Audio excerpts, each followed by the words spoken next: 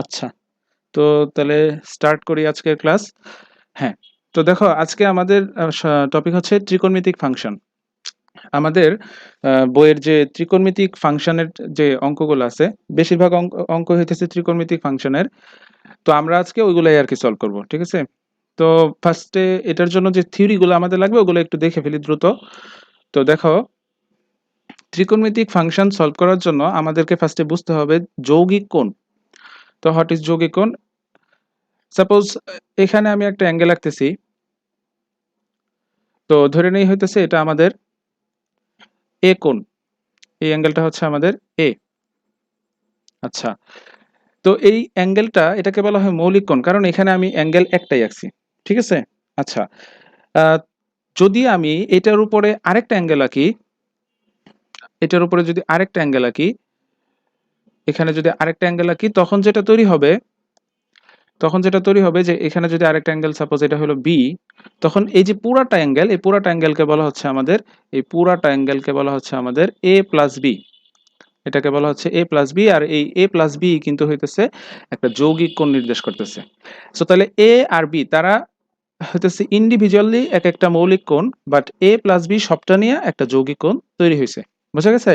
তো এখন আমাদের ত্রিকোণমিতির যত সূত্র আমরা 9-10 শিখে আসছি সবগুলা ছিল হচ্ছে যে মৌলিক কোণের সূত্র। যেমন সাপোজ তুমি সাইন থিটা ইকুয়াল টু লম্ব বাই ভূমি, cos theta equal to sine theta equal to লম্ব বাই অতিভুজ, কস থিটা ইকুয়াল টু ভূমি বাই অতিভুজ। এই থিওরিগুলো শিখছে, এগুলো সবই ছিল হচ্ছে আমাদের মৌলিক কোণের থিওরি। এখন আমরা কিছু থিওরি শিখবো যেগুলোকে আমি বলতেছি যৌগিক কোণের থিওরি।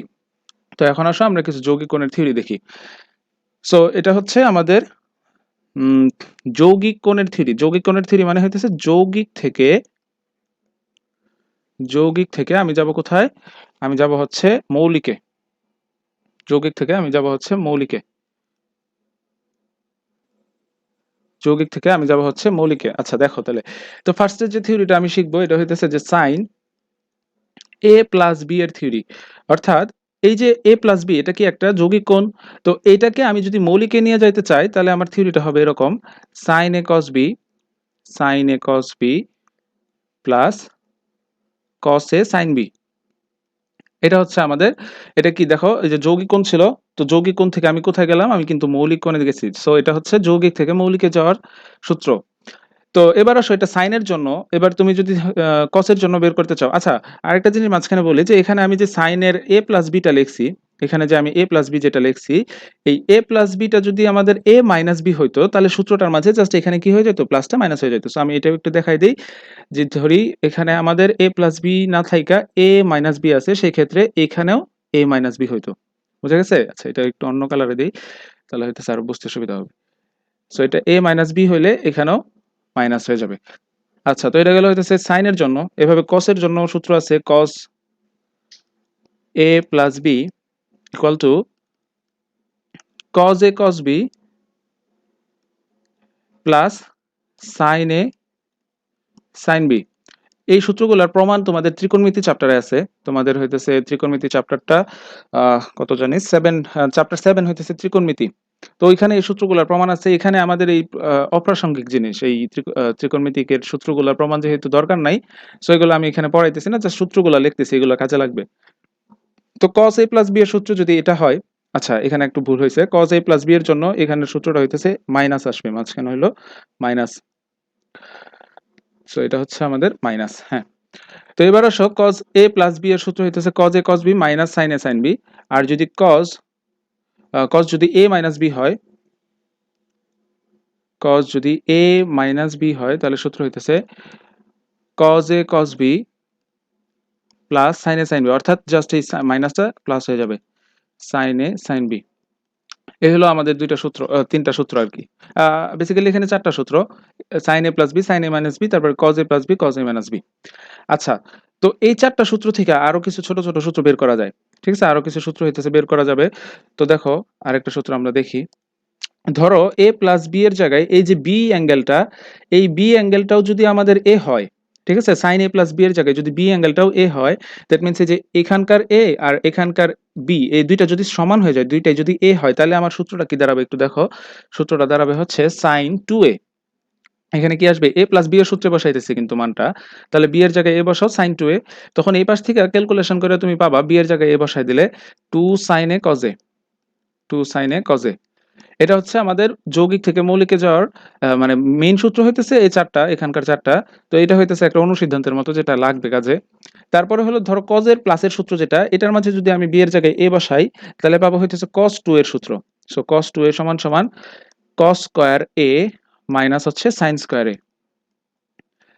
আচ্ছা, তো এবার চাইলে তুমি এখানে তাহলে কি করছি আমি b এর জায়গায় a বসাইছি। সো এই পাশ থেকে এই পাশের ক্যালকুলেশন থেকে আসবে হলো cos square a minus sin square a।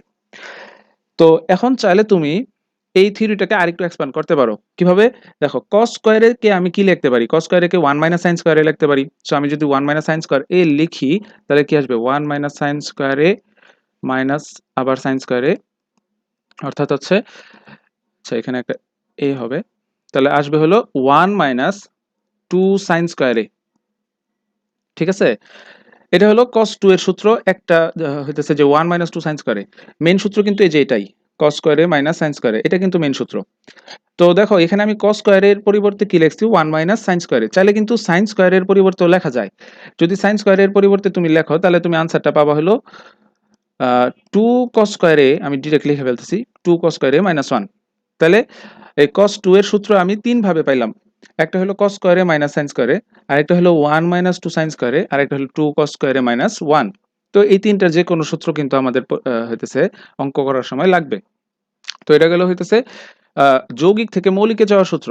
এবার আসো আমি ৪টা সূত্র শিখবো। আরো ৪টা সূত্র আমাদের লাগবে। সেগুলো হচ্ছে মৌলিক থেকে যৌগিকে যাওয়ার সূত্র। ঠিক আছে? সেগুলো হচ্ছে মৌলিক থেকে যৌগিক। মৌলিক অ্যাঙ্গেলটা হইতেছে জানা থাকবে। এখান থেকে যৌগিকের সূত্রটা বের করতে হবে। মৌলিক থেকে যৌগিক। সো তাহলে দেখো, আচ্ছা আমার লেখাগুলো হইতেছে একটু মানে বাজে হইতেছে। আস্তে, আস্তে ইনশাআল্লাহ লেখা সুন্দর হবে আশা করি। তো তোমরা একটু কয়েকদিন হইতেছে এটা একটু সহ্য করো কষ্ট করে। আশা করি সামনে লেখা সুন্দর করতে পারবো। আচ্ছা, তো দেখো মৌলিক থেকে যৌগিকে যাওয়ার সূত্রগুলা। এটার জন্য ৪টা থিওরি আছে। ৪টা থিওরি আমি প্রথমে হইতেছে ৪টা থিওরির বাম পাশগুলা লিখে ফেলি। sin c আ sin c plus sin d, sin c minus sin d। ওকে, তো এখানে হইতেছে সূত্রটা লিখবো।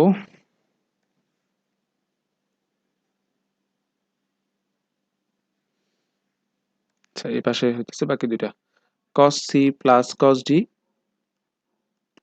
আর হইতেছে cos c minus cos d। So এই ৪টা থিওরি আমরা একটু দেখি। সো এই ৪টা থিওরি আমরা একটু দেখি। এইখানের যে প্রথম থিওরিটা sin c plus sin d, এটার থিওরি হইতেছে মানে মৌলিক থেকে যৌগিকে যাওয়ার থিওরি হইতেছে 2 sin c plus d divided by 2 cos c minus d divided by 2। এরপরে এই নিচের সূত্রটা দেখো sin c minus sin d, এটার জন্য সূত্র হইতেছে 2 cos c plus d divided by 2 sin c minus d divided by 2। এই পাশে যদি আসি cos c plus cos d এর থিওরি হইতেছে 2 cos c plus d divided by 2 cos c minus d divided by 2। আর লাস্টেরটা হচ্ছে 2 sin c plus d divided by 2। আর এই পাশে হবে sin। আচ্ছা এই অংশটাতে একটু অন্যরকম হবে, যেটাকে আমি একটু অন্য কালারে লিখতেছি। এটা হবে হচ্ছে d minus c divided by 2। Okay, so এই হলো ৪টা থিওরি। ঠিক আছে? তো এই ৪টা থিওরির মাঝে দেখো ফার্স্টে থেকে আমি যদি আসি থিওরিগুলো মনে রাখার পদ্ধতি একটু আমি বলি। যেহেতু এখানে হইতেছে ত্রিকোণমিতির অনেকগুলা থিওরি চলে আসছে, তো এগুলো একটু মনে রাখার জন্য আমার হইতেছে কিছু টেকনিক হইতেছে এপ্লাই করতে হবে। তো ফার্স্টে হইতেছে যে এখানের যে থিওরিগুলা, উপরের যে থিওরিগুলা, সাইনের যে যৌগিকরণের সূত্রগুলা, কসের যৌগিকরণের সূত্রগুলা, এগুলা একটু তোমাদের হইতেছে মাথায় রাখতেই হবে। ঠিক আছে? এগুলা তোমরা যখন অঙ্ক করতে থাকবা, প্র্যাকটিস করতে থাকবা, এগুলো এমনিতেই চলে আসবে। তো প্রথমটা হলো sin a প্লাস b সমান সমান sin a cos b plus cos a sin b। আবার sin a মাইনাস b সমান সমান sin a cos b minus cos a sin b। আমার মনে হয় তোমরা এই থিওরিগুলা ইয়েতেও পড়ছো। তোমাদের হইতেছে এসএসসি তে থিওরিগুলার প্রমাণ ছিল। মানে প্রমাণ বলতে কি, দুই পাশেই হইতেছে বিভিন্ন ভ্যালু বসায়া a এবং b এর বিভিন্ন ভ্যালু বসায়া তোমরা হইতেছে দুই পাশ প্রমাণ করছো যে একটা সমান আরেকটা। তো এখানে আমরা ওই থিওরিগুলা আর কি হইতেছে এপ্লাই করে বিভিন্ন অঙ্ক-টঙ্ক সলভ করব।